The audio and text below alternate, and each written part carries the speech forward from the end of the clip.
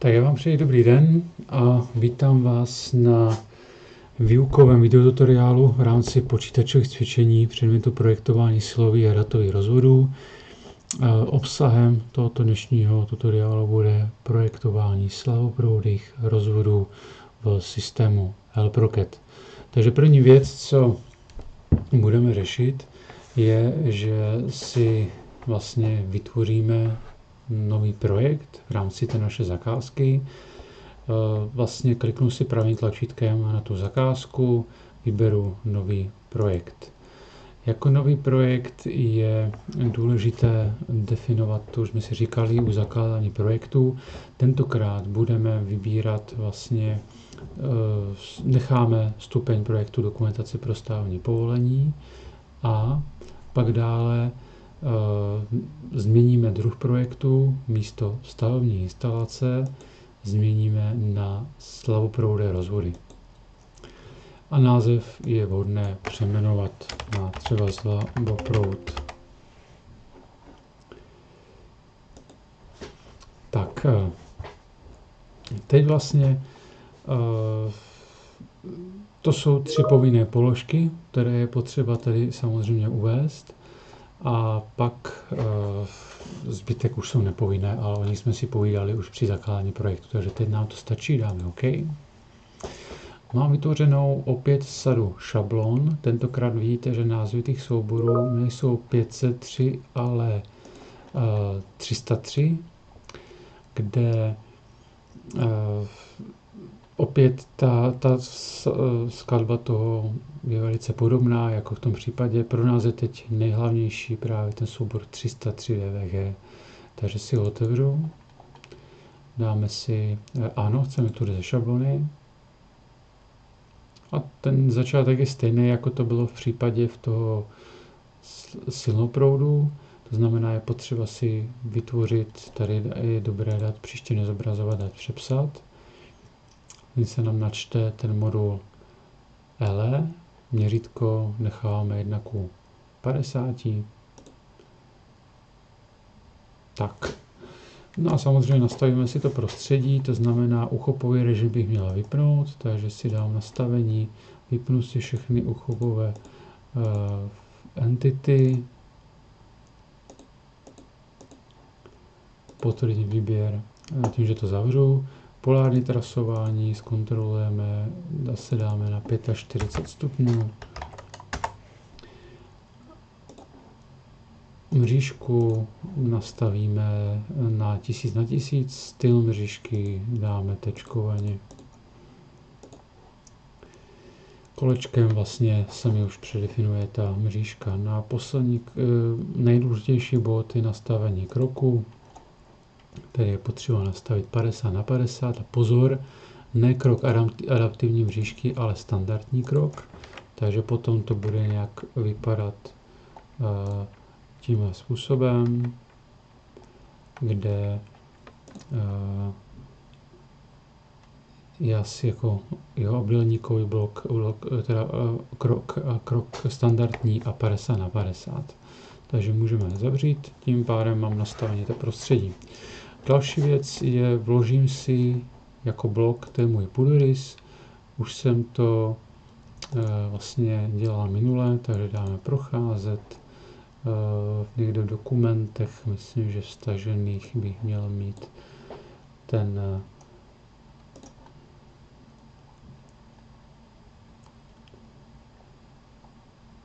můj půdorys.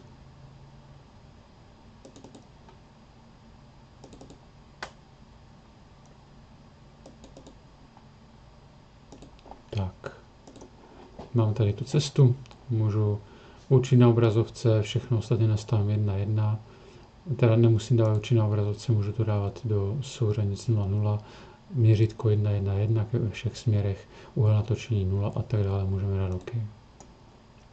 Tak, mám vložený ten půdorys. Je vhodné pro slavoproud si zvolit určitý způsob kreslení z hlediska vlastně uspořádání těch technologií. My budeme používat celkem autora budeme zakreslovat 5 technologií, a to je požární a zabezpečovací systémy. Tam vložíme jeden půdorys a druhý půdorys uděláme pro rozvody Ethernetu, STAčka, společné televizní antény a domácího telefonu nebo videovratného. Takže první věc, já bych si měl skopírovat ten půdorys a vložit si ho, udělat si takovou kopii někde tady vedle, klidně opět zase zhruba nějakých těch 40 metrů to můžete vzdálit, ať potom ten rámeček se nám tam vejde. No a můžeme začít vkládat prvky. Já začnu možná hned spíš tou zabezpečovačkou a požární signalizací, takže třeba právě tím požární signalizací. Ono k tomu v praxi většinou je potřeba si vyžádat takzvané PBŘ, požárně bezpečnostní řešení, které připravuje požární technik.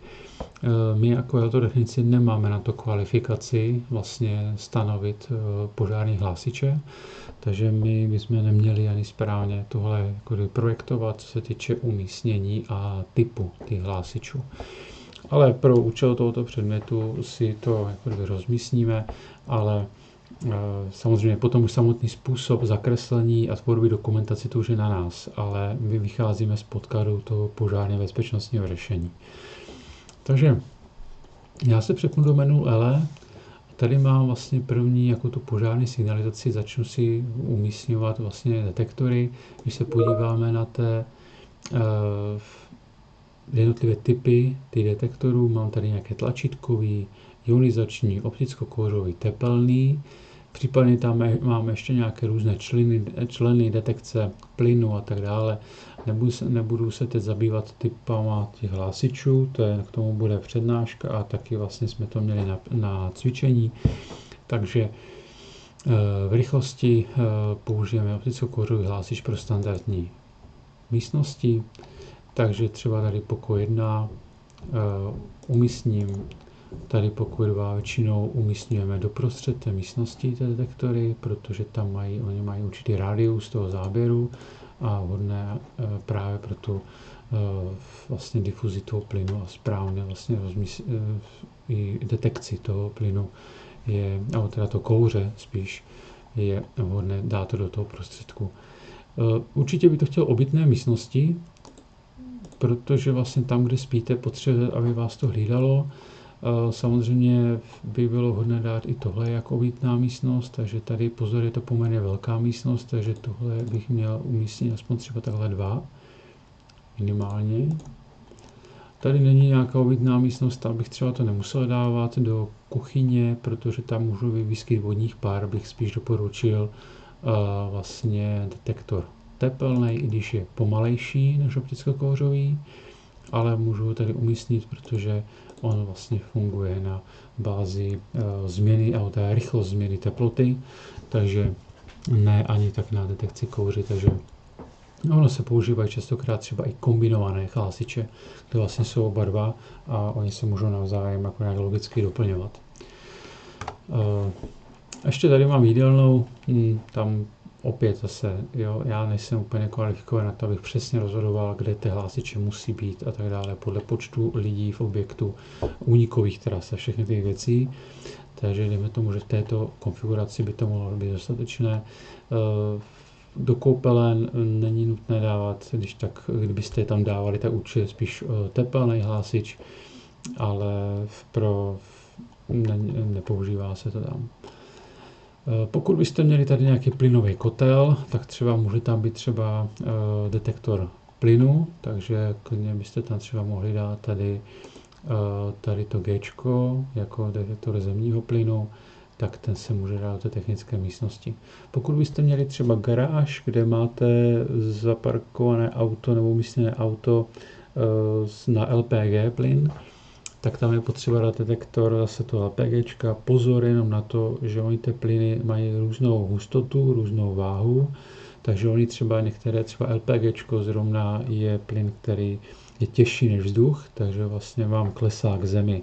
Takže nemůžete dát detekci LPGčka na strop, protože byste vlastně nezaznamenali vůbec tu koncentraci, kterou byste potřebovali, takže je potřeba ho dávat někde u podlahy.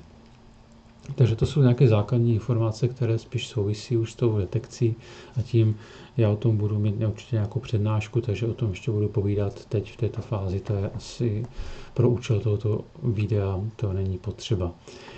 Další věc, kromě samotných detektorů, tak potřebujeme umístit takzvané výstupní prvky. To jsou prvky, které by nás měly nějakým způsobem varovat na ten problém, to znamená, že nějaký zvonek, nějaká siréna, nějaký maják nebo něco podobného. Tady, když se dáte na další položku, tak tady máte třeba nějaký zvonek, to je typicky buď zvonek nebo siréna se umísťuje i do interiéru. Máme interiérovou sirénu a exteriérovou sirénu. Ono, ta interiérová je právě z toho důvodu, že když spíte v noci, náhodou by došlo požáru a vás to zbudí. Jo. Ono to může být třeba požár někde vedle místnosti, jo, a takže proto je to důležité. Takže ten zvonek, nedáváme ho někam do ložnice, ani tak, dáváme ho někde na chodbu, aby vlastně dostatečně bylo slyšet, ale zase, aby se to nemělo někde u hlavy. Když vložíte takhle ten zvonek, tak ono, některé ty prvky těch EPSky, EZSky se objeví takovéto čísla.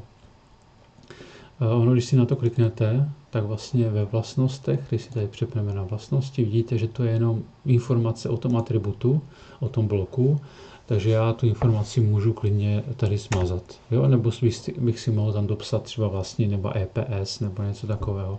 Ale není to nutné v tomto případě, protože to EPS už mám uvedeno tady. Takže to je nějaká interiérová kodová informace nebo signalizace toho problému. Můžeme použít ještě venkovní, exteriérovou. Tady, když se podíváte, tak máme tam nějaké, tady možnosti. Opět zase nějaký maják, houkačka a tak dále. Já budu používat systém, kdy budu mít společnou ústřednu pro EPS i EZS. Typicky takhle funguje třeba systém Jablotron, kde mají jednou ústřednu a vlastně jsou jako vstupy jsou čidla jak zabezpečovacího systému, tak požárního systému, ale výstupy jsou společné. To znamená, že to společné tablo, signalizační panel někde na fasádu venku může být klidně společný jak pro EZS, tak pro EPS. Takže ji tady nemusím kreslit. Dal jsem si tam senzory a takže dáme tam i ty prvky z té zabezpečovačky. Jako první tam třeba dáme ústřednu zabezpečovačky. Doporučuji umístit do technické místnosti, určitě ne někde úplně na oči, někde, kde třeba do té předsíně ústředna, tam nemá co dělat, ta se většinou takhle schová. S tím, že teď je potřeba ještě umístit právě ten signalizační panel, který bude společný i pro, tedy tohle,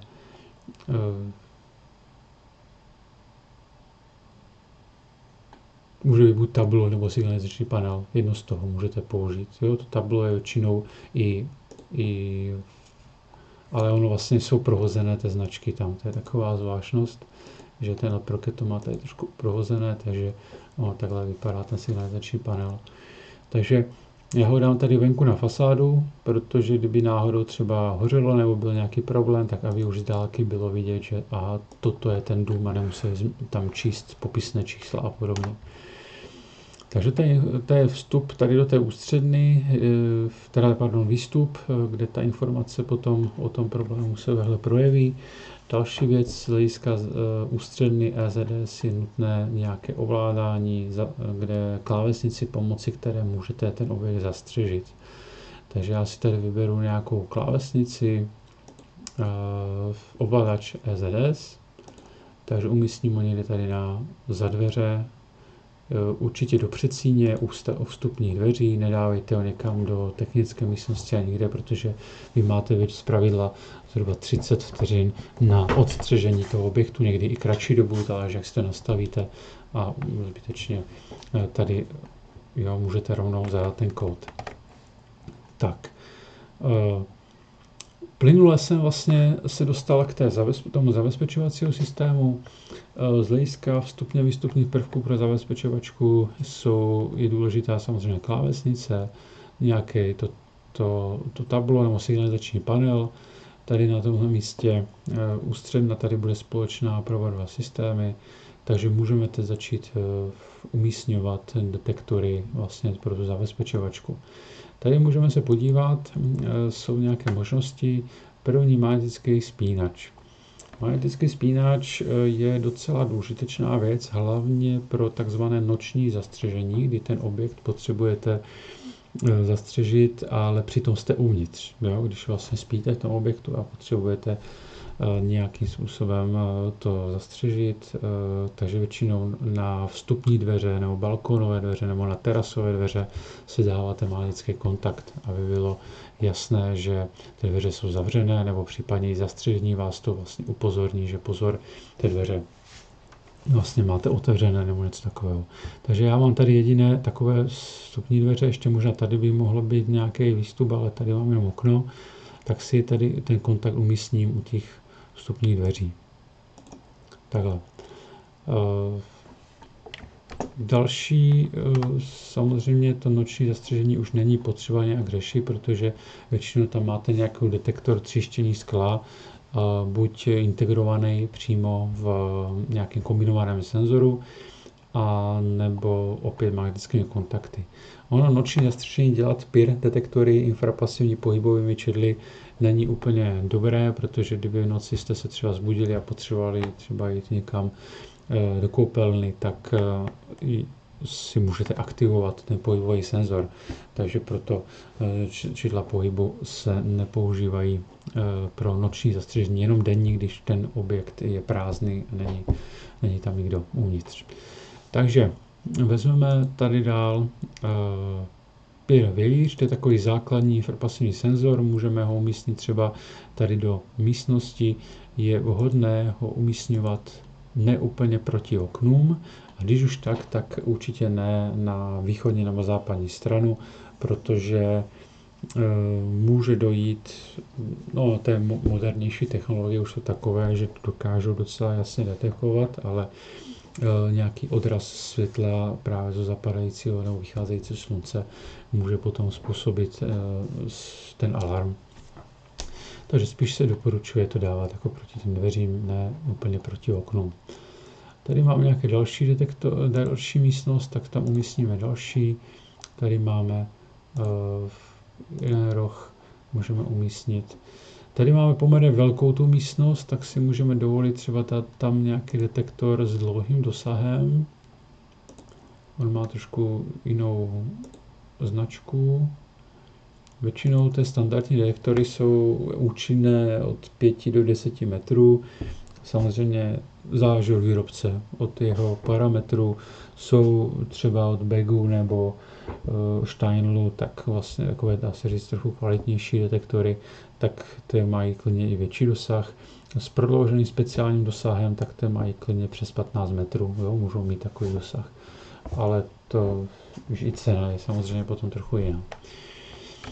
Takže umístíme ještě samozřejmě standardní detektory. Tady třeba můžeme pohlídat kuchyň. Tady mám vstup do té kuchyně, tak je otázka, kde přesně to umístit. Já bych asi neřešil tady úplně ten výklenek v té jídelně, protože tohle tady mi může pohlídat ten dlouhý sah, takže já bych to třeba možná umístil tady tímhle směrem, určitě nevěřím.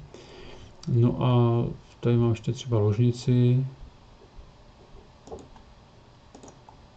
A můžu tady proti tím hlavním dveřím, jo? I když ten magnetický kontakt by to měl pohlídat, ale samozřejmě může se stát, tak můžeme dát tady ještě proti.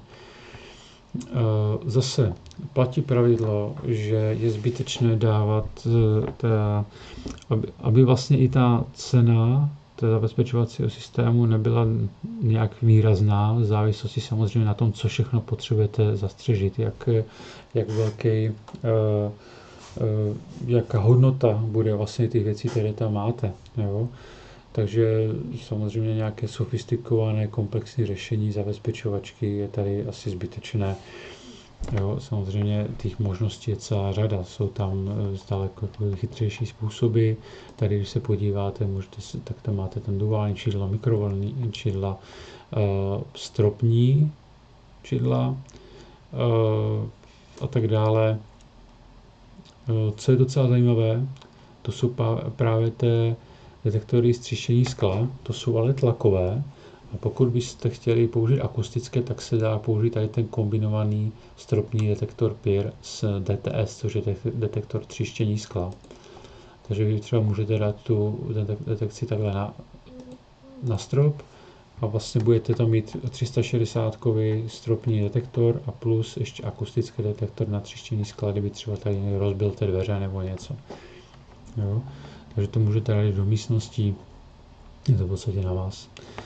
Tak, teď vlastně mám vyřešenou vlastně rozmístění komponentů a prvků pro tu zabezpečovačku a pro tu požární signalizaci. Pojďme teda dál na ten vedlejší půdorys a ukážeme si teď řešení, které můžete použít třeba právě pro projekci strukturované kabeláže, čiže Ethernetu. První věc, měli byste se zamyslet nad tím, jakým způsobem ten objekt bude přiveden vůbec internetový signál do toho objektu. Ono to závisí taky na lokalitě, kde se nacházíte, jaké možnosti tam nabízí poskytovatel. Můžete být ve městě, kde máte bez problému přístup k vysokorychlostnímu internetu prostřednictvím třeba nějaké optické linky nebo kabelové televize. Jo. Nebo můžete být i v menším městě, kde může být už optický internet, to není jako o tom. Ale jsou i možnosti, kde třeba ten optický internet nemáte.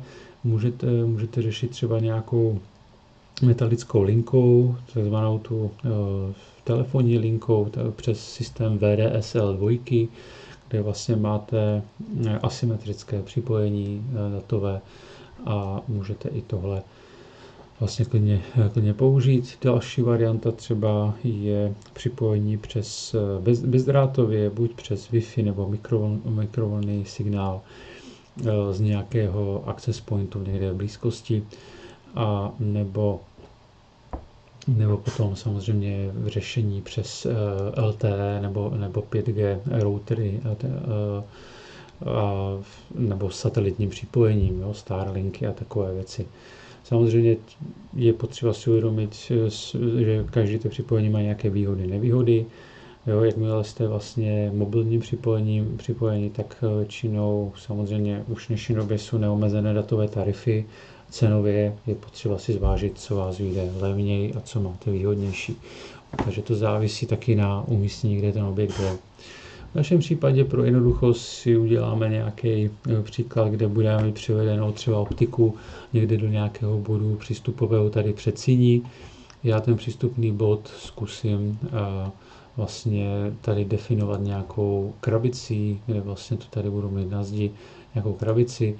Pozor, v saloproudu častokrát je to, že když dáte nějaký univerzální prvek, tak nevíte vůbec pro co je, takže proto je důležité si to všechno popsat, takže já si tady přes text udělám tady nějaký popis, takže výšku textu použiju 100, úhel natočení 0 a samotný text, tak dáme třeba, že to bude přívod vlastně toho internetu. Tak, co se týče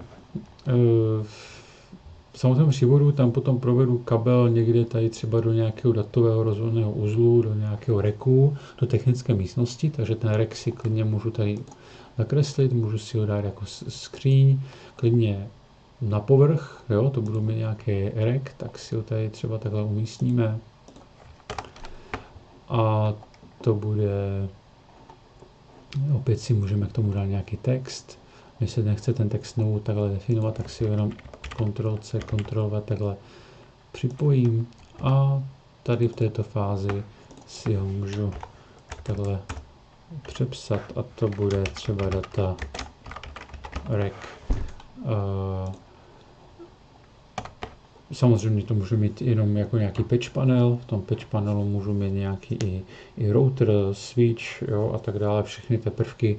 Většinou je to takový datarek pod strop se to dává a mám to úplně nahoru. Samozřejmě do tohoto místa já potřebuji teď přivést veškeré datové zásuvky. Samozřejmě tam bude přivedený ten přívod. A jak teda kreslíme datové zásuvky? Ideální cesta tady, když se podíváte, máme tady strukturovanou kabeláž, tady máme zásuvku, můžete dát jednu zásuvku nebo dvě zásuvku.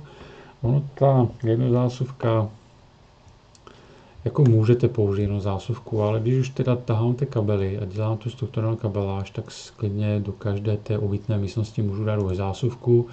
No proč? Protože třeba tam můžu mít umístěné nějaké NASCO, nějaký počítač, jo, případně ještě něco, ale ať tam mám aspoň teda tu zásuvku. Takže já si třeba umístím tady pod ten stůl,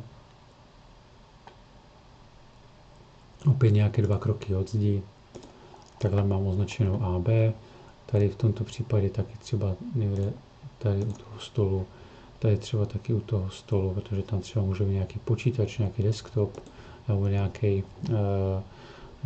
dokovací stanice pro notebook nebo něco takového.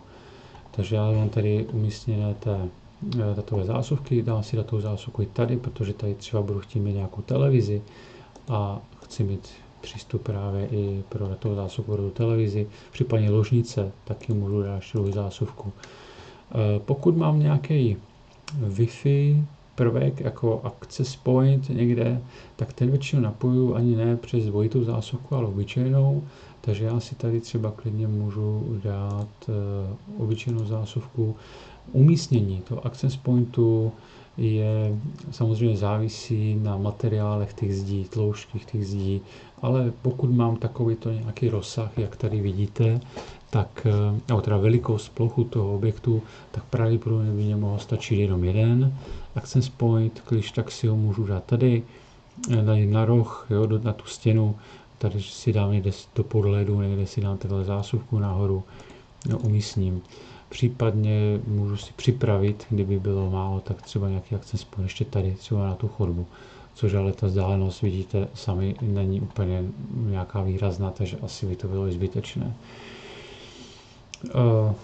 Ještě třeba můžeme dát zásuvku klidně do kuchyně. V dnešní době nám začínají třeba vznikat různé spotřebiče, které se můžou připojovat do sítě. Víceméně, ale ty spotřebiče častokrát spíš využívají Wi-Fi připojení než pevné jako kdyby kabelem, ale třeba tam budete mít taky chtít nějakou televizi nebo něco, takže třeba tady u té jídelny nebo tady někde na stůl na roh si můžu dát taky nějakou datovou zásuvku, třeba jenom obyčejnou. Určitě, i když mám tady samotný ten patch panel, ten rack, tak třeba bych mohl dát datovou zásuvku i tady třeba k tomu kotli. Já si můžu třeba ten kotel připojit na internet nebo nějaký termostat a vlastně řídit si nějaký vzdálený přístup nebo něco takového. Takže proč ne i do technické místnosti dát datovou zásuvku je, bych řekl, velice užitečná věc. Takže někde třeba tady můžeme umístit datovou zásuvku. U datových zásuvek platí pravidlo, že ta topologie je čistě hvězdicová. To znamená, že každá ta zásuvka musí být připojená přímo do toho patch panelu, do toho datareku. Takže, aby ale mohly být jednoznačně identifikované v tom datareku, tak já si každou musím popsat. Takže začnu třeba tady z tohoto místa, kliknu si tady na tu zásuvku a ve vlastnostech, já mám tady AB, tak si dám třeba, že to bude Ethernet 1, si to dám takhle do schránky, já to nemusím pokaždé vypisovat, a pak tady bude Ethernet 2, dám Enter a vidíte, že má takhle popsané. Pokračuju dál další zásuvkou, mám Ethernet 3 a 4,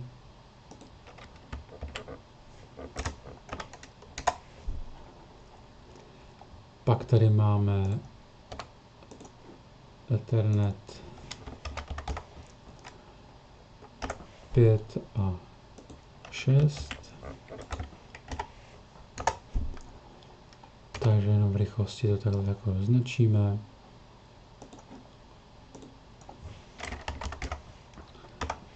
7, 8.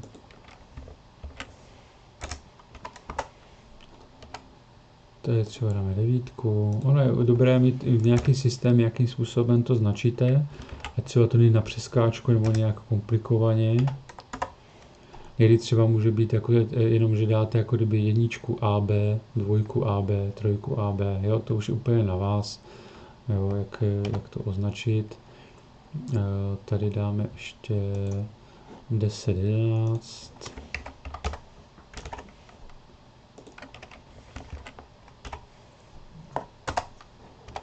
A tady dáme, jo, tady jsem zapomněl ještě.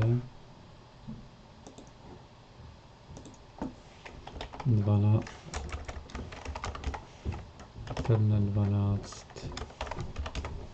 13 a tady dáme Ethernet 14. Takže mám pojmenované všechny zásuvky. Zatím neřeším to, že tady mám dolů hlavou ten popis. To si ukážeme na závěr, jak upravit vlastně pomocí rotaci atributu toho bloku, upravit ten text. Tak, mám v podstatě připraveno všechno internetu, takže můžeme dál. Další technologie, kterou si můžeme předvést, je třeba technologie teda zakreslení domácího vrátného jako domácí telefon anebo videovrátného. Já jsem na přednáškách mluvil o systémech, jako jsou Urmet český nebo Fermex americký systém.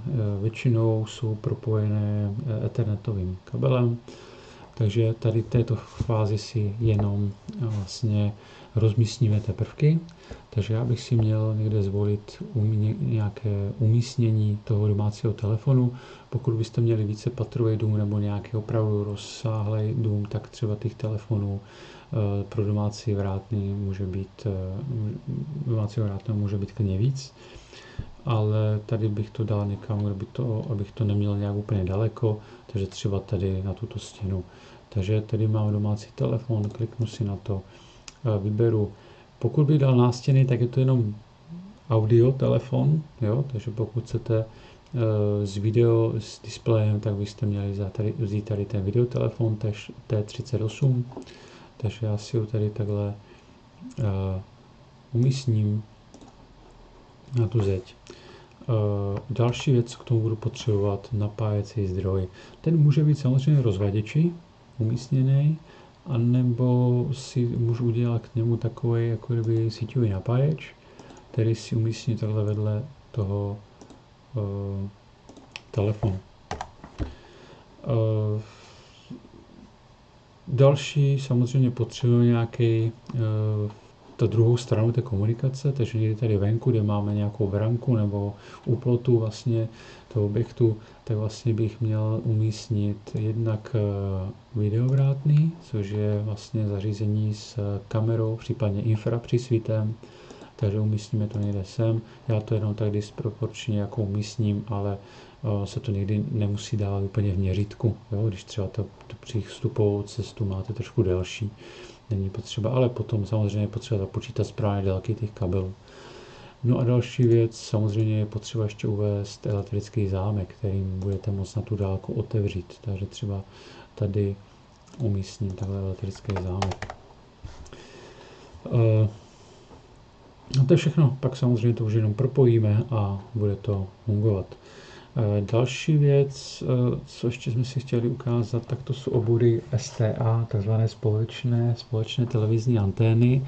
Ono je to společný název pro veškeré jako kdyby televizní rozvody, multimediální rozvody, ale je zažitej tady ten název společné televizní antény, i když vůbec se nemusí jednat o společnou televizní anténu, ale vůbec rozvody pro televizi a pro video. Takže jak to funguje? Opět jsme měli na přednášce nějaké informace, takže já v této chvíli už ukážu jenom takovou jako základní metodiku. Dejme tomu, že opět si musíte zjistit, teda rozhodnout, jakým způsobem vy ten signál televizní dostanete do toho objektu. Jo? Opět máte několik možností, buď použijete anténu na střechu, nebo nějakou kabelovou televizi, internetem, jo? Takže Těch možností je zase celá řada. Já teda třeba ukážu nějaký anténní přívod, takže protože máme tady půdorys konkrétního patra přízemí, tak nemá smysl zakreslovat anténu do půdorysu přízemí, ona je byla na střeše. Takže já tu anténu jako kdyby udělám tak, že ji nebudu zakreslovat přímo, ale nakreslím ji formou stoupačky. Tady mám možnost zvolit stoupačku. Když na to kliknu, tak to chce po mně zadat číslo, protože já těch stoupaček můžu mít víc. A představte si, že ta stoupačka je něco jako kabelová trasa, ale vertikální. Jo? Takže vlastně stoupací vedení, do ní můžete dát i několik vodičů. Takže dám jedničku, Enter. Já si třeba zvolím, že ta trasa půjde nahoru v tomhle místě, protože třeba někde v této místě nahoře mám potom tu anténu. Takže tady si to takhle umístním. No a samozřejmě teď v této fázi si můžu umístnit zásuvky STAčkové, takže si tady dáme, kde to máme, STA, zvolíme tady zásuvku, umístním, takže jednu třeba zásuvku budu chtít tady někde u té televize, takhle. Pak potom tady třeba můžu mít ložnici, nějakou STAčkovou zásuvku. A případně tady ještě v tom pokoji si dáme na tuto zeď jednu STAčkovou zásuvku. No a teď vlastně je to poměrně snadné, protože já té STAčkové zásuvky koaxiále musím svést tady do té stoupačky a tam nahoře budu mít nějaký rozbočovač, nějaký zesilovač, případně napojení na anténu. Pokud byste to řešili třeba formou nějakého internetu, tak potom vlastně ty STAčkové zásuvky můžete buď vyhodit, anebo případně napojit tady do nějakého patch panelu, kde budete mít potom vývody pro rozbočovač přímo tady nebo přes nějaké jiné zařízení. Co se týče ještě třeba další technologie, kterou byste mohli použít, to jsou třeba kamerové systémy, dohledový systém, jako řešení v rámci zabezpečovačky, nebo případně můžete nějaké multimédia, nějakou domácí jako kdyby repro soustavy, audio systém, takže třeba co by se dalo, tady docela se to nabízí, tady máme domovní rozhlas, můžeme tady použít nějaké repro soustavy, v našem případě buď dáte vestavené reproduktory, nástěnné, anebo dáte jenom zásuvky na ty reproduktory. Takže já třeba si připravím tady zásuvky na ty reproduktory, tady v té obývacím pokoji chci nějaký audio systém, tak si je takhle umístním. Třeba tady aspoň takhle 4. No ale samozřejmě potřebuje nějaký zdroj, odkud vlastně ty kabely půjdou, takže tady bych měl mít nějaký v rámci toho rozhlasu, nějaký zesilovač, ústřednu ani ne, stačí mi tady jenom nějaký zesilovač, který si umístím třeba tady do toho výváku. Pokud bych to chtěl mít centrálně, tohle mám jenom v rámci jedné místnosti. Pokud bych to měl centrálně, je samozřejmě možné audio systém pro celý dům, kde vlastně tady byste měli nějaký audiorek se zesilovačem, se zdrojem hudby, nějakou knihovnou audio a vlastně byste si mohli digitálně posílat ten zvuk do jednotlivých místností, klidně úplně jiný zvuk do ložnice, jiný zvuk tam. Takže i takové systémy jsou, to v případě se potom komunikuje po sběrnici téhle věci digitálně, takže jsou tam potom nějaké reproduktory a tak dále. Takže, ale to už je opět zase na samostatnou jako kapitolu, nechci tady zacházet do takových detailů. Dobře, v této fázi vlastně máme komplet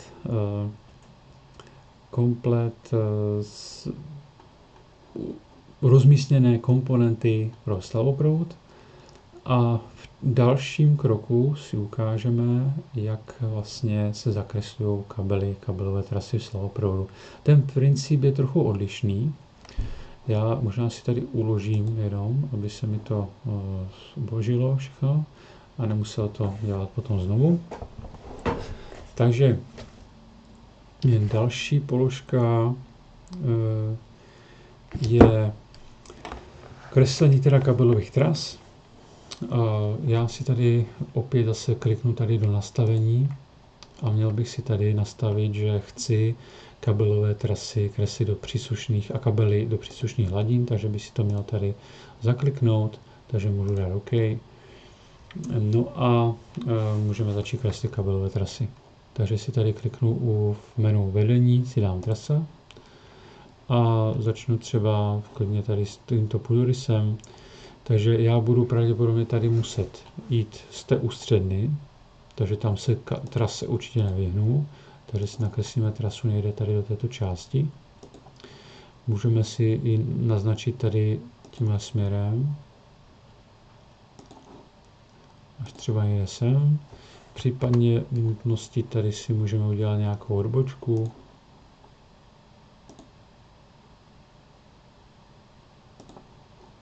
A potáhnout to až někde tady ke dveřím, protože tady budu mít taky těch systémů víc.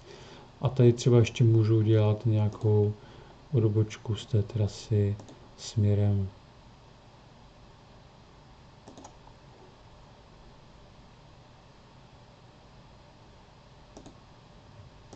tady zatím mi takhle stačí takováto trasa. Podíváme se na druhý systém.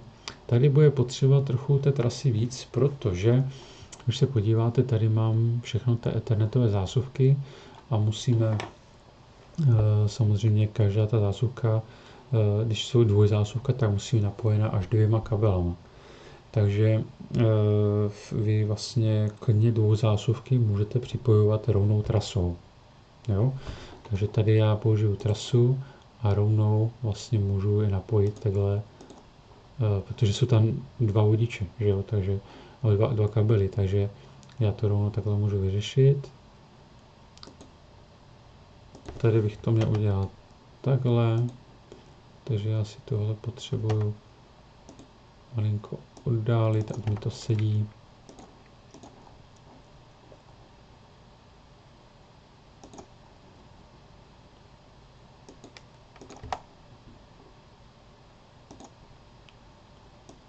Připojíme,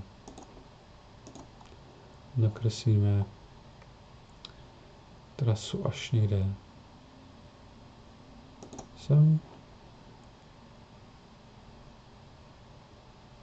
Tady potřebuji dělat si odbočku k té stoupačce, protože z té trasy určitě budu odcházet i STAčkovými kabely nahoru.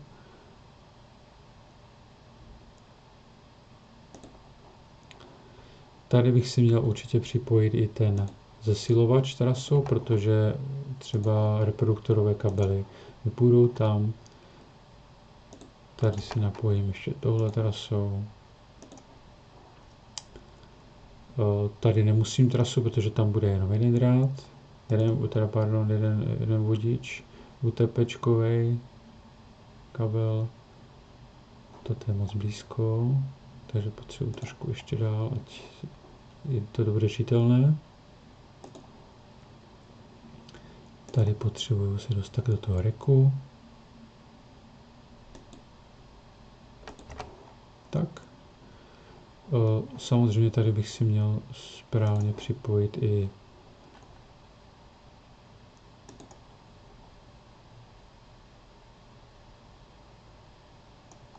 tu zásuvku.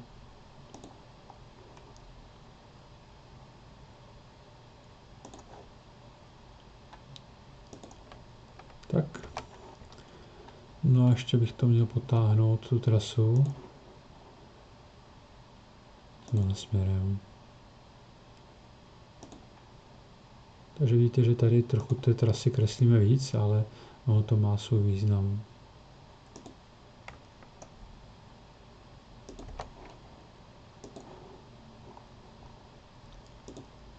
Tak, to si potom už dopojím kabelem. Ještě třeba tady budu mít 2 UTPčkové kabely, jeden půjde vlastně jako komunikace do toho, plus ještě nějaké napájení, případně na tu cívku toho elektrického zámku. Takže klidně bych mohl taky tady vést vlastně trasu už od toho domácího telefonu, anebo v podstatě to můžu nakreslit 2 kabelama, jo, to je vlastně jako jedno. Takže Já si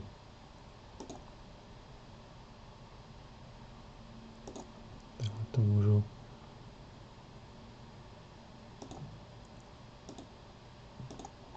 a tady to nemusím dávat úplně rovně, je to v podstatě to jde zemí, takže nějak takhle. No to si potom propojím už kabelem. No a takže mám to asi připravené, můžu začít kreslit kabely. Ono to už teď půjde poměrně rychle. Co se týče těch kabelů, tak na rozdíl od siloproudu, tak tady ta metoda kreslení je trochu jiná, protože my si nejdřív musíme definovat způsob, vlastně typ toho kabelu, a ten potom nám definuje i typ čáry, kterou ten kabel my kreslíme. Samozřejmě pokud vy oddělujete ty technologie do jednotlivých půdorysů, tak to podle mě nemá ani smysl změnit typy těch čár a navíc, když to vytisknete, tak ani nepoznáte rozdíl, protože ten typ čár je definovatelný jenom v CADu, když si to pořádně zazumujete. Takže ono to není ani tak důležité sledovat ten typ té čáry, ale jenom abyste měli odlišené ty kabely. Kdybychom chtěli být opravdu jako přesní, tak tady v nastavení vedení tady mám v podstatě nějaké možnosti. Tohle je vlastně databáze, která je přímo od instalace, takže mě tohle úplně nevyhovuje. Já vám ukážu, jakým způsobem si to můžu zeditovat.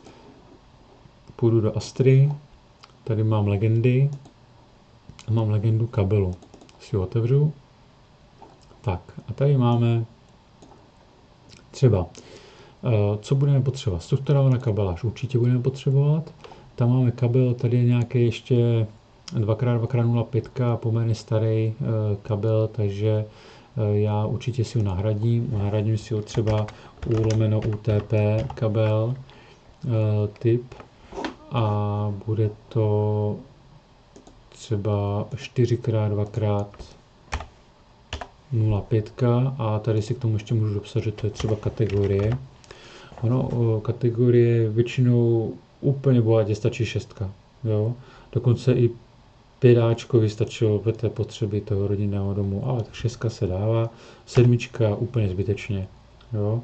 Nemáte tam 10 gigabitové přenosy ani nic takového, takže v tomhle případě dovolím si to říct, že 6 je víc než dostatečná. Co dalšího tam vlastně si můžeme ještě upravit? Klidně domácí telefon, tady ten budeme tahat pravděpodobně UTPčkem taky, nebo možná bychom mohli použít nějaký stínený pár, protože půjdeme ven, jo, takže třeba U/FTPčko třeba můžeme použít, opět to bude tohle samé si můžu takhle skopírovat. Koax můžeme nechat, rozhlas ten tam v podstatě to je domácí ten, tam máme 2x0,75, jenom si upravím tady to formátování, tady je nějaká chybička, takže to je v podstatě audio kabel, to můžeme použít. EZDesku, v žádném případě ne ciky 2x1,5, to byste na té svorkovnice těch senzorů ani nedostali, takže EZDeska čistě třeba buď mohlo by být i UTP, ale doporučuje se originál kabel k danému technologii, takže třeba Jablotron doporučuje kabel CC, buď 0.1, 0.2 nebo 0.3, ta 0.3 je takový jako nejkomplexnější s zesíleným párem, poměrně drahej, ta 2 je takový základní na propojení těch senzorů, takže třeba si dáme CC pomůčka 0,2, což je kabel vlastně 2x2x0,2 mm. Jsou to jeden servisní pár, jo? Jeden v podstatě používá, druhý servisní. Pak tady máme nějaký kabel na ohni odolný, bezhalogenidový, tak dále, takže ten můžeme nechat na tu EPS, na té senzory. Opět myslím, že 1 je zbytečně velký, ale jdeme tomu můžeme nechat. Telefon tam myslím, že ani nebudeme mít. Jo, takže vidíte, že si asi můžu takhle upravit skutečně reálné kabely, které opravdu budu používat. Samozřejmě můžu si to ještě doupravit podle nějakých katalogů. Takže dáme to uložit, zavřeme. A tady, když jdu kreslit danou technologii, takže třeba, nevím, začneme STAčkem, tady to mám po ruce, tak vlastně si dám tady nastavení vedení a vyberu si tady obvod STA a tady dám kabel. Všimněte si, že tady typ čáry už jsem mi upravil na STA, takže já co udělám? Já si teď jenom v podstatě to STAčko takhle svedu do té trasy. Jo, no je to skutečnosti takovýto typ té čáry, abych to měl možná nějak odlišené. Pak potom tady tohle STAčko potřebuji připojit do kabelové trasy. A pak ještě jedno, a to je tady pod uhlem. Jo. No a to mám vlastně vyřešené. Takže STAčko vyřešené, můžeme jít další technologii, kterou bychom chtěli dělat, to třeba bude ten Ethernet, takže strukturovaná kabeláž, kabel, tady to mám připojeno přímo trasou, tady taky, tady tohle bych si měl připojit, až někde sem do té trasy, no a tohle taky bych měl pod úhlem. Jo, každý vlastně všechno připojíme pod úhlem. Tady ten úhel není úplně jasný, tak tady bych možná doporučil takovou věc, že si to potáhnout a část tady zakreslit trasou. Pozor, tady jenom je potřeba změnit styl toho potom, když budete tu trasu tady nakreslíte, tak aby vám nezůstala takhle podle toho typu kabelu, tak je potřeba si přepnout na plnou. Tak, teď teda pokračujeme dál tím strukturovanou kabeláží. Ono to nevadí, někdy to v podstatě úplně nepřepíná, to abych se tím ani nějak jako netrápil. Je to spíš taková jenom ukázka. To mám připojeno, tady taky. Tady už všechno mám v podstatě potom více zásuvky, které jsou přímo připojené. Takže ještě bych měl samozřejmě si připojit tady ten internet do kabelové trasy. Je zvláštní, že strukturovaná kabeláž mi nepřepíná. Když se podívám, tak strukturovaná kabeláž v podstatě ona ani nemá vlastní typ. Jo? Takže klidně se kreslí tou plnou. Kdybyste si to chtěli upravit a být v tom důslední, tak si můžete tady to změnit na plnou, ale vlastně ono se to dělá poměrně jednoduše, jenom je potřeba je označit všechny ty kabely a vlastně takhle tam, kde vlastně je ten internetový kabel, tak je potom ve vlastnostech změnit na plnou čáru. Jo. Další typ kabelu, který vlastně tady máme, tak to je ten audio. Jo, tady máte rozhlas, tak já si ho tady, pozor, směřujeme vždy k tomu danému zdroji, takže proto to takhle, jo, natáčí mi ten směřování. Ono, ta značka toho zásuvky pro domovní rozhlas nebo pro ten reproduktor, tak vlastně není úplně, nevypadá, že by byla v kroku. Uchopový bod totiž má umístěný tady. Jo? Když si na ní kliknete, tak vidíte, že uchopový bod je tady. Takže to ne, že by nebyla v kroku, ona prostě takhle je definovaná. A tady zbytek těch zásuvek taky takhle připojíme do kabelové trasy.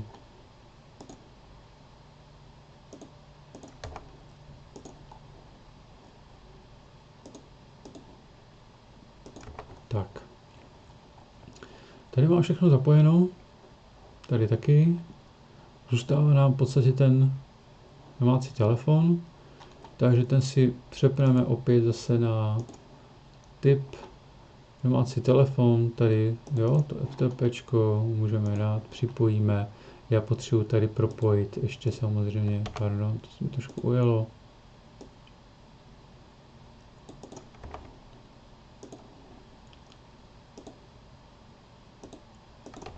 Připojíme A taky bych měl ještě připojit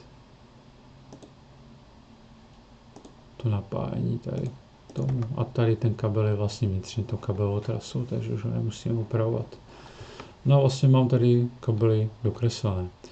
Můžeme jít na kreslení kabelů pro EZS EPS.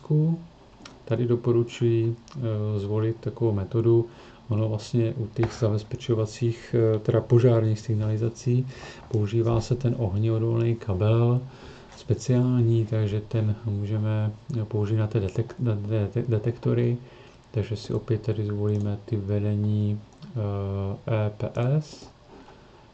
A tady ten kabel je poměrně drahý, takže a dává se takhle v podstatě, jde jako kdyby netáhá se kolem zdí, ale dá se stropem přímo propojení těch detektorů.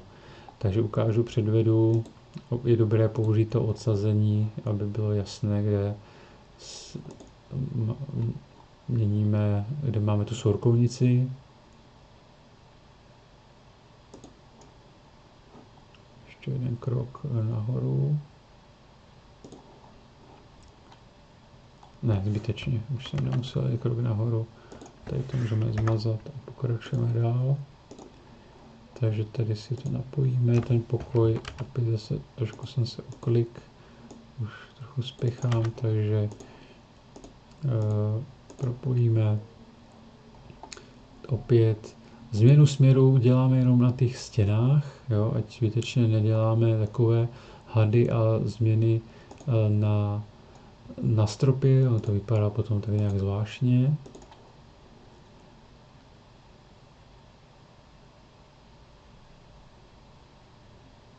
Tady až v podstatě připojíme si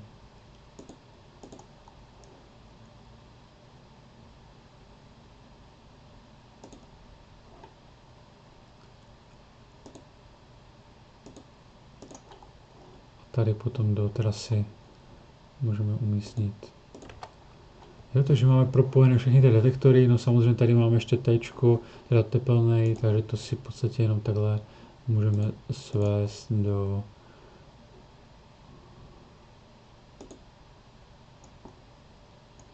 můžeme napřímo, tam nemá smysl nějak s tím připojovat. No a to samé i tady u tohoto té ložnici. Takže můžeme ho rovnou udělat takhle, jo, k tomu, ano, protože tady je ta EZS, tak je jedno, kde ho stáhneme. Tady dolů, takže já ho dám rovnou sem. Takže EPS detektory mám teď propojené, můžu začít kreslit, teda použít ten kabel pro zabezpečovačku. Já mám to CC02, kreslíme. No a ta zabezpečovačka, tam opět to taky může být všechno, ale tady vidím, že mám v podstatě jako spíš jednu větev, druhou větev, takže nejdřív si třeba takhle nakreslíme jednu větev, opět propojíme,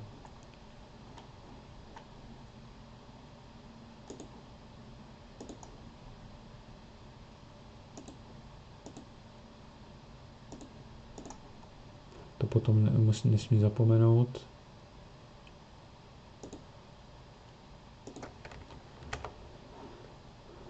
Aha, tady jsem se trošku uklik, takže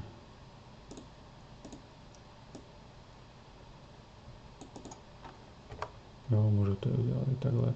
Co se týče tady pod úhlem, to už nemá úplně nějaký vliv, ale protože já vlastně můžu říct, že je to samostatná linka, jo, když takhle to připojím.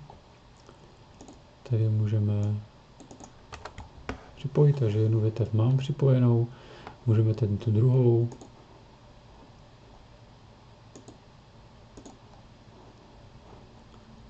Potáhneme.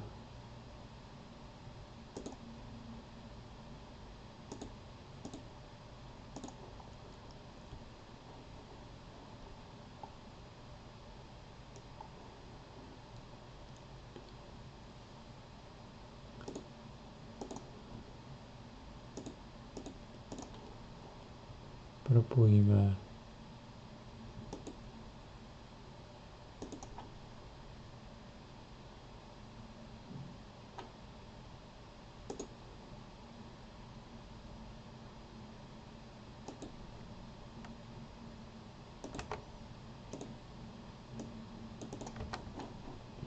potřebujeme připojit i ten výstupní prvek.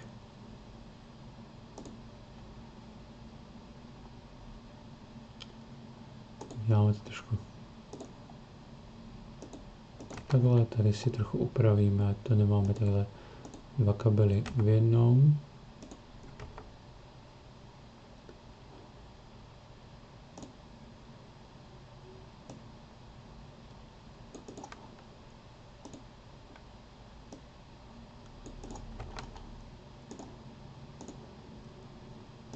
Tak. Je potřeba připojit i klávesnici. No a tady mám ještě dva nějaké prvky,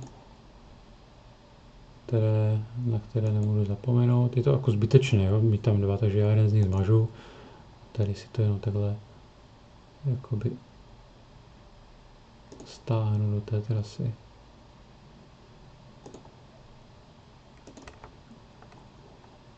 To je zbytečné. Tak, tím vlastně pádem, ale tady jsem ještě zapomněl na něco, ale tak to už já nebudu komplet dělat, už víte, jak to funguje, nemusím to propojit úplně všechno. Stejně tak bych měl tady připojit ten zvonek, ten vlastně můžu takhle dát na trasu. Jo, takže to mám připojené. Tím pádem jsem vlastně komplet zakreslil kabely a trasy, všechno, co je třeba.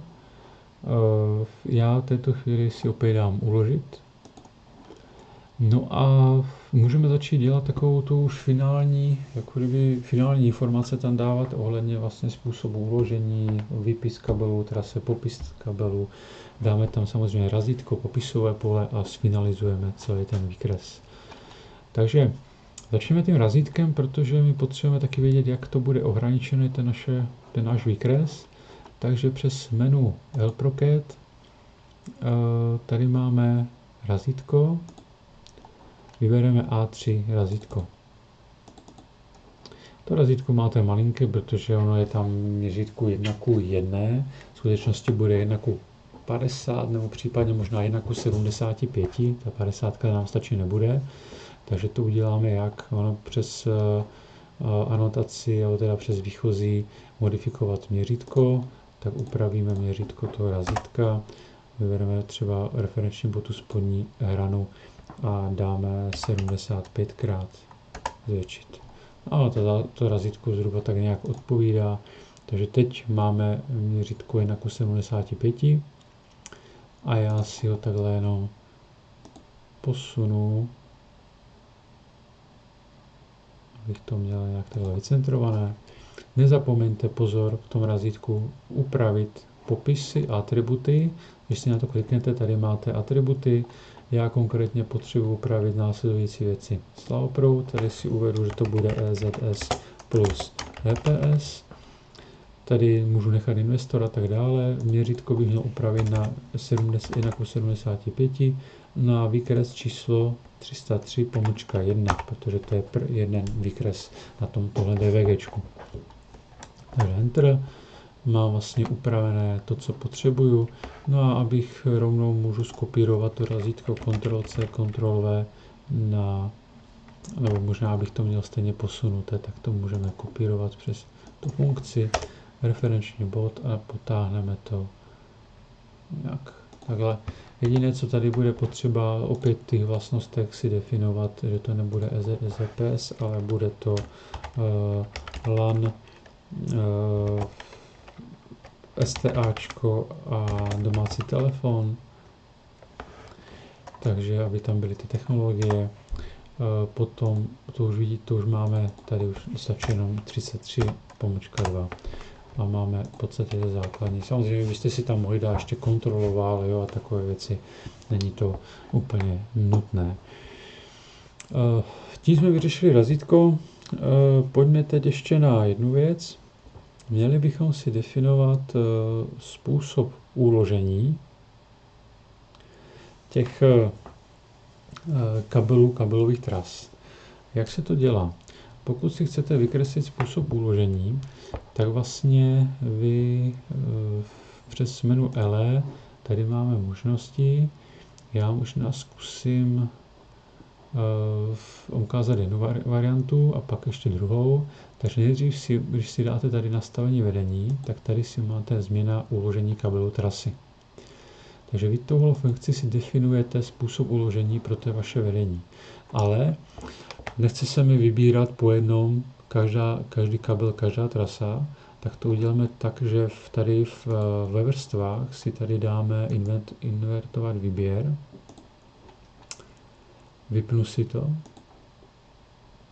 No a 14 si můžu zapnout. Jo? Takže mám tady vlastně všechny kabely, všechny trasy a výběr, takhle si to všechno označím. Výběr potrhným enterem. A teď to chce po mně typ uložení, buď žádná, nebo když dám otázník, tak se mi zobrazí legenda. Takže dám otázník z klávesnice, stisknu a otevře se mi legenda uložení. A teď, jakým způsobem já můžu uložit ty kabely? Můžu to uložit klidně tak, že to dám do ohebné trubky, což je standard. Případně bych mohl to napájení, nebo teda ten kabel k tomu venkovnímu videovrátnému dát do nějaké zpevněné PVC trubky. Jo? Takže taková ta tuhá PVC trubka. No a co se týče, tady máte vždycky typ, kde vlastně první dvě číslice definují vlastně typ té trubky a druhé dvě číslice definují její vlastně průměr, jo, vlastně trubky. Takže tady máme 16 mm, do toho se vám vlastně UTP jedno vejde, takže proč ne, klidně můžete použít, takže definujeme si tu 16 mm. Pokud bych potřeboval třeba tady tohle si změnit, tady tu část, tak tady si třeba můžu opět dát změna kabelu trasy a vyberu si teď už jenom tuhle část, ta, co bude venku a té kabelové trasy a výběr potrhným enterem a tady dám otazník a vyberu, že tam bude třeba nějaká tuhá trubka nebo něco takového, aby to bylo pevnější. Jo? Takže proto to mám definovaný jiný typ. No a to je jedna věc, takže já si teď zpětně můžu opět zase zapnout všechny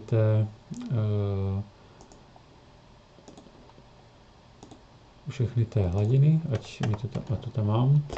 A když to mám nadefinované, tak já si to můžu teď zobrazit. To se dělá přes popis kabelu a tady máme popis uložení kabelů. A protože ta informace je už v té entitě zadefinovaná, tak já můžu takhle zobrazit popis kabelu. Jo? Vidíte, že to je ohebná trubka, to je ta 23 a 16 je ten průměr té trubky. Samozřejmě já teď musím, protože vidím, že tady v té trase mám celkem 3 kabely, tak tady by měly být 3 trubky, takže si tady potřebuji definovat, že to je pozor, je to 3x23. Jo, ta trubka, to jsou tam 3 vedle sebe. Oni potom je dáváte do takových souběhů. No a jo, takže opět není potřeba tuhle způsob uložení dávat na každý metr nebo tak dále. Stačí v nějakých ve 2, 3 případech, jo, a tam, kde se to mění. Jo. Třeba si můžu dát ještě tady způsob uložení tady nahoru. Takhle, mám to dolů hlavou, já si to samozřejmě pak budu muset trochu upravit. No a ještě třeba tady mám způsob uložení. Vidíte, že to je tuhá trubka, pevná, proto má vyšrafovanou tu hlavičku. Jo. 0 to nevadí, to někdy se prostě stane, že tam je jako chyba toho označení. Takže já vlastně jenom ve vlastnostech tady si definuju, že to je nějaká, teď si úplně nespomenu, co to je za značení, 23 nebo případně 21, podíváme se opět tady zase do těch změn. Já si tady třeba jenom vyberu nějakou entitu, nebudu měnit. Dáme otazník a to bude 15, 16, jo, takže tady si potřebuji předělat to. Jo, tady je 15, 16. Takže je to jenom chybně tady uvedeno, takže si to dám jenom místo té nuly, tu informaci. A možná, abych sami tady vešly dva kabely, tak otázka, jestli tam nedá třeba 21, jo, nebo 23, trošku tlustší tu trubku. Takže do země většinou tak tenké úplně nedáváme, tak třeba tam dáme třeba tu 23. No, teď nevím přesně, jaké jsou tam ty řady, to by bylo potřeba trošku ověřit. No a takhle má třeba ve 3 místech, jo, způsob uložení, ještě třeba bych mohl dát způsob uložení na nějaký kabel, tady třeba, jo, ať to mám takhle kompletní. To samé udělám i vedle, způsob uložení, tady je to poměrně, jo, na stropě trubka, no dobře, může být, tady taky můžeme dát, jo, způsob uložení. I tady, v tomto případě, ale potřebujeme, tady mám jeden kabel, druhý třetí, takže tady potřebuju opět asi do těch atributů dát, že to je 3x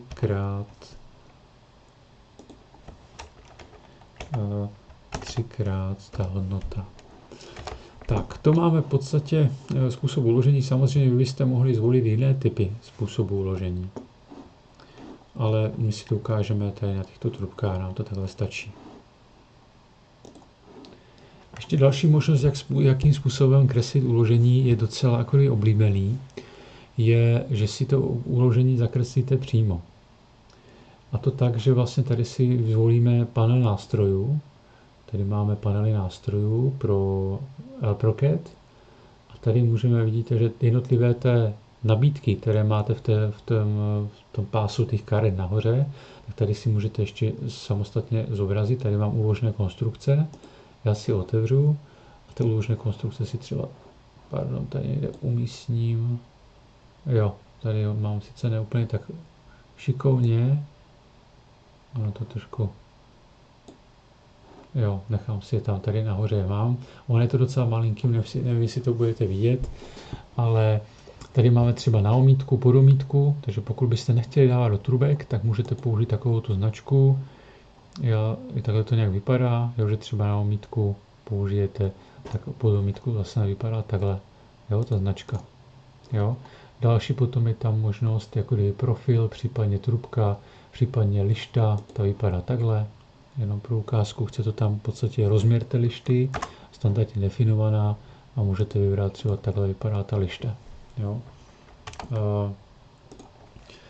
Případně tady potom máme ještě i žlab.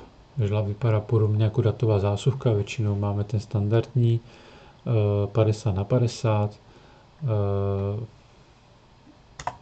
takže dáme takhle, ukotvíme, no tohle je jako špatně, takže to potřebuji ten text přepsat a napíšu třeba 50x50, no, 50x20 nebo něco, jo, ten rozměr toho žlabu bych tam měl uvést, ano, kde 50 většinou je nejmenší hodnota, takže 50x20 úplně nedává, ale třeba 150x50 může být.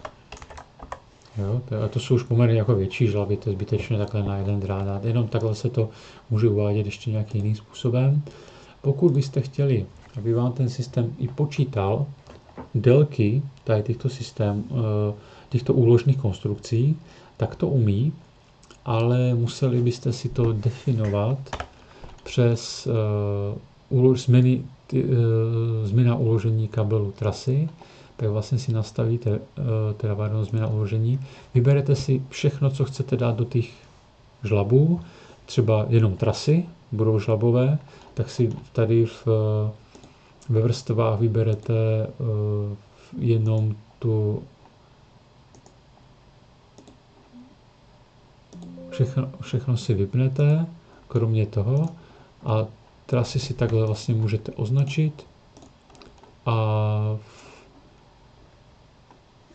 vy potvrdíte Enterem, dáte otazník a tady vyberete žlab. Jo, tady vidíte 50x50, 150x50, případně 150x100. Vyberete ten žlab, třeba vyberu ten úplně malej a teď mám nadefinovaný žlab. A když potom budu dělat specifikaci, tak mně se ta celková délka sečte a budu mít potom v rozpočtu celkový počet, vlastně kolik metrů tou žlavou potřebuji. Jo? To je jenom takový jako příklad, abyste to někdy potřebovali, já to teď dělat nebudu. Takže zpátky si všechno takhle zobrazím. Já už to mám jako kdyby zobrazené, tak nemusím to už teď znovu měnit. Teď správně bych to měl dát zpět, protože když budu dělat specifikaci, tak se mi tam ten žlab objeví, ale necháme to tak, když tak si to aspoň ukážeme. To je způsob uložení. Další věc, která funguje ne úplně spolehlivě v tom modulu LE, je způsob kreslení, nebo teda popis kabelů a popis tras. Popis kabelů ten ještě jakž takž funguje u některých systémů, té trasy to je trochu menší. Jak se to jenom dělá, ukážu, ale pak ukážu takový ruční postup, který je zaručený a v takovém malém projektu úplně dostatečný. Takže si můžeme předvést, jak teda se popisují ty trasy nebo kabely. Začneme třeba tou trasou, takže dáme třeba jiné, tady popis, dáme popis tras, můžeme dát buď vertikálně nebo horizontálně, ono to horizontálně se moc nepoužívá, můžeme vertikálně. Já tady mám nějakou trasu, kliknu si na ní a zkusím takhle vytáhnout odkazovou čáru, dám Enter a vyberu ten popis. Vidíte, že ono mi to úplně nic nenašlo v té trase, a to nevadí, protože ten slavoproud nemám definovaný v nějakém seznamu, databází, takže to mě nevadí. Já si teď jenom k tomu teď můžu přes úsečka EL do hladiny EL11 si teď můžu vlastně jenom jednu věc jsem zapomněl, a to, že mě to dělá v tom stylu EZS, takže si to upravíme, aby to byla plná čára. A ještě si to dáme takhle do kroku, teď se nám to dobře kreslí. Takže dáme úsečku. Já teď potřebuju, aby mě to kreslilo plnou čárou. Tak a můžeme začít. Takže tady si dám nějaký odkazovou čáru a text, obyčejný text, tady vložím. Je dobré na ten text si třeba zmenšit ten krok, abych to neměl 50×50, ale třeba 25×25. Hned ukážu, protože ten text by vám potom neseděl úplně na té čáře. Jo? Takže já tady dám textovka, úhel natočení takhle a začnu psát. Takže nejdřív si tam dám tu technologii, která tam je. Takže vidím, že tam mám Ethernet nebo LAN, to je jedno. Ethernet, pomlčka, a teď kolik je tam těch kabelů. Celkem mám tady 1, 2, 3, 4, 5, 6, takže 6 kabelů, takže bude 6x UTP, nebo teda UTP kategorie 6. Ale no, to jsem si asi omenil stiskl Escape, takže ještě jednou.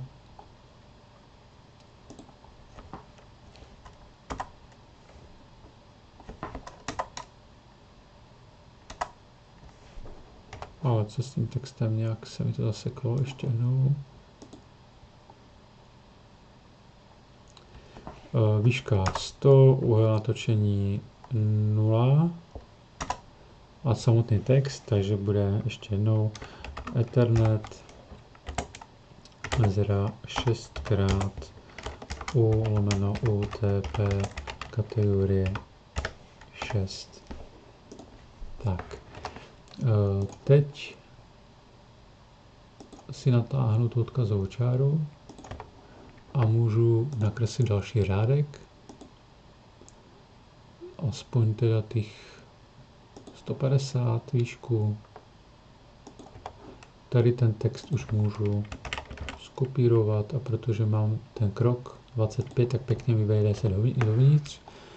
A dopíšu, že tam máme ještě systém domovního rozhlasu, DR, mezera, tam vlastně jsou nějaké dva, v tomto místě toho odkazu jsou pouze jenom dva té vodiče, takže to bude 2x a teď typ kabelu, ten si úplně 100% nepamatuji, ale můžeme se podívat v tom seznamu legendě kabelů. Konkrétně tam byl tady tahle. Asi to snad půjde do schránky, uvidíme. Jo, je to tam. Takže mám takovýto kabel. Jo, ještě F s otazníkem, to je z jakého důvodu? Jo, tam nemá být nic, tak to tam jenom takhle může být. Kdybyste chtěli, můžete popsat i přímo, že jaké má rozměry, jo, to jádro toho vodiče, že to je třeba 2x0,75 nebo něco takového. Další, co tam máme, je ještě STAčko, takže já si tady dám, klidně můžu označit takhle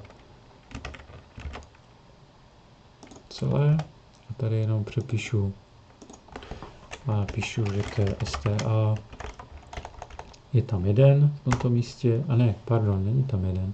Tady je víc, tady jsou vlastně jeden a druhý tam, takže vlastně jsou dva.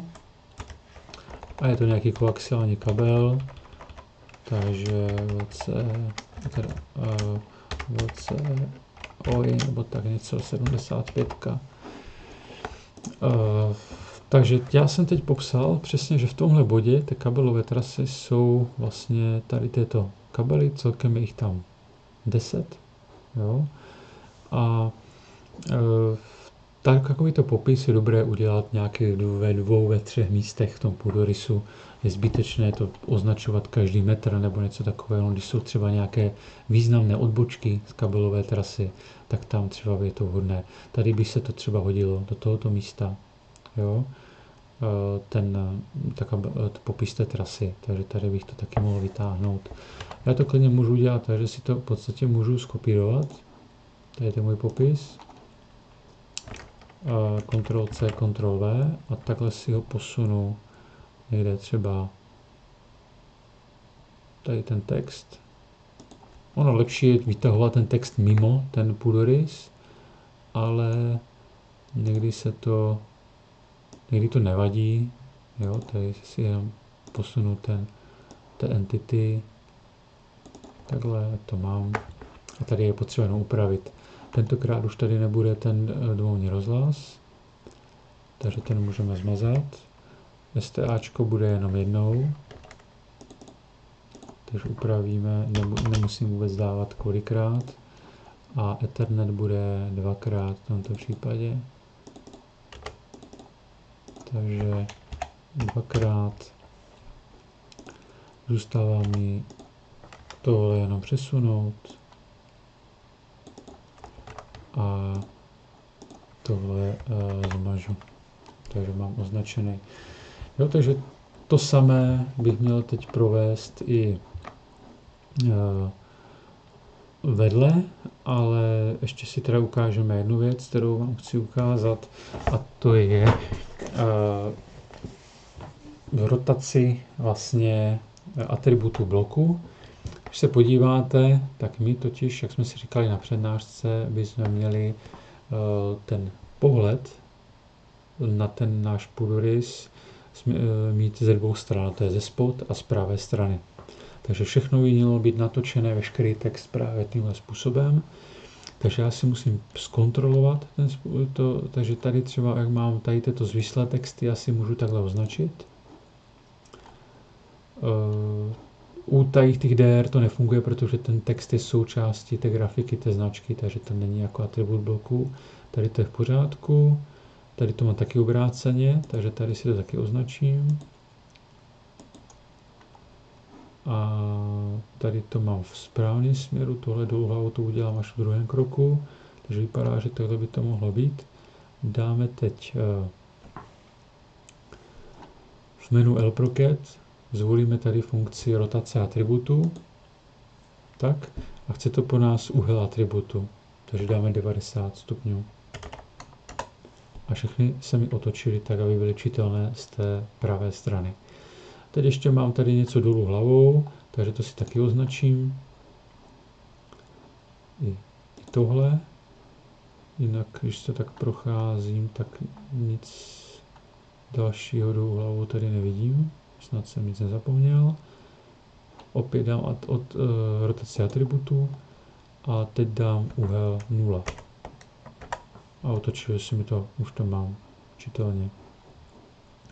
V této chvíli abych už to úplně uzavřel, tak bych se mohl ještě jednu věc udělat, že já ten blok si můžu rozložit. Tady mám výchozí, tady na tuto ikonku takové té bomby, dám jako rozložit, než se rozloží ten blok a už můžu editovat i ty texty. Jo? V žádném případě bych neměl dovolit to, aby jsem měl takhle ten text přes ten druhý, takže já si takhle chytnu ten text té ložnice a trochu si ho posunu, jo, aby to bylo dobře čitelné. To samé vlastně s kontrolou, jestli náhodou nemám někde něco, co by mě vadilo. Tady je to dobrý.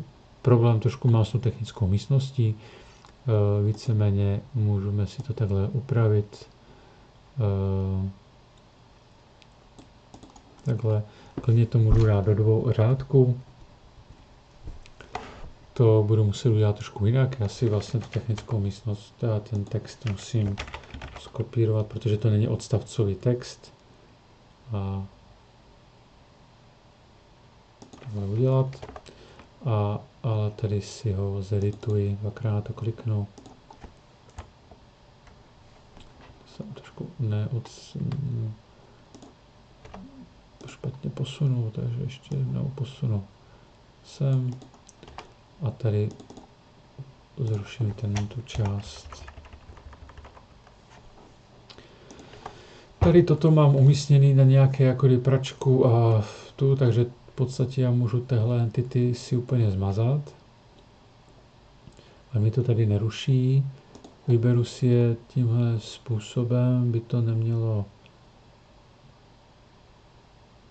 vadit, ale tady to vadí, pozor, že musím na tohle, ať se mi to přes shift si to musím zpátky označit a vypadá, že nic dalšího by mi to zmazat nemělo, takže to můžu takhle zrušit, jo, jak to mám přehledné.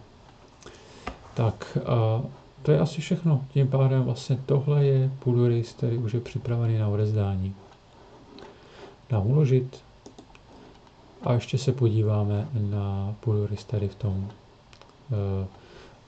v části zabezpečovacích systémů a požárních systémů, takže si tady opět můžeme zkusit popsat trasy, jo, takže stejným způsobem jak minule, v hladině L11 dám úsečku, klidně tady třeba popíšu ten kabel, takhle udělám takovou čáru přesně odkazovou, odtáhnu ven, udělám a vložím tady text.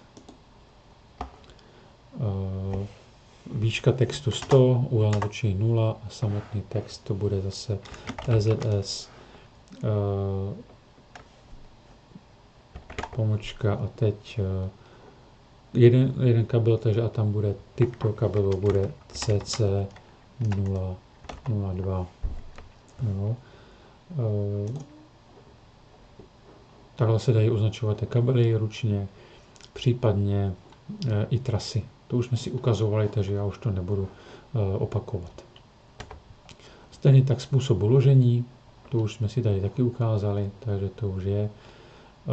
Ještě případně tu rotaci ty atributů, ale když se na to tak dívám, tady nikde nemám žádný ten problém. Ještě jenom pohlídat si potom to rozložení toho bloku, ať si to tady v podstatě finálně můžeme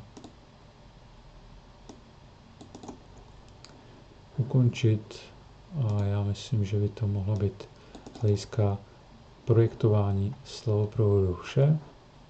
Technickou myslím, že nebudu měnit, to už víte, jak na to. Takže tohle je vlastně celý ten postup. Hlavní u toho slovoprovodu je, že nezapomenu teda na této finální potom popisy, jo, způsob popisu tras, popisu kabelu, tady jsem ukázal i popis kabelu, abyste viděli, že ten kabel se takhle dá popsat, jo. Opět stačí, když to popíšete jenom tu danou technologii, jo, jenom třeba v jednou, ve dvou místech a vlastně popis těch tras taky třeba u toho hlavního větvení, co je tady, co je tam. Tady v skutečnosti já vlastně žádný kabel ani nemám. Takže vidím, že tady tu trasu bych mohl úplně zmazat. Jo? Takže já vlastně na závěr můžu trošku ještě zoptimalizovat tu trasu, aby tam, kde mám třeba jenom jeden kabel nebo žádný, ta trasa nebyla.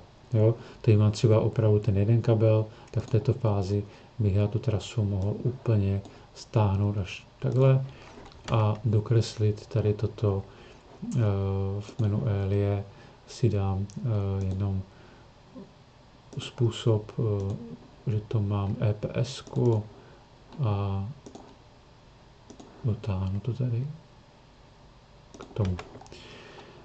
Tady už ta trasa je využitá, takže asi v pořádku, takže takhle je dobré nakonec opravdu i trochu optimalizovat té trasy předtím, než to uzavřu. Tady ty trasy celkem mám využité, takže tady ten problém nemám. Takže to je všechno. Příště vlastně v dalším videu se budeme zabývat už návrhem rozvaděčů.